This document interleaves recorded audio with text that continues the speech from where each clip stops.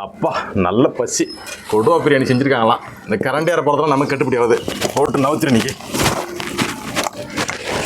காசி. என்ன கேட்டு போடுறான் கொடுவா.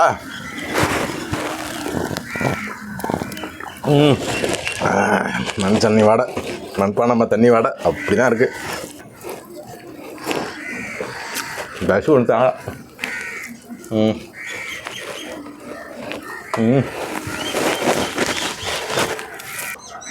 நடக்கணத பசியாக இருக்கு.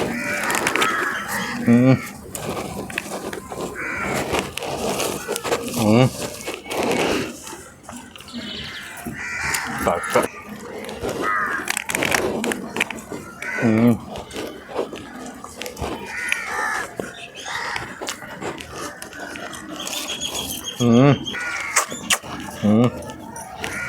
bon.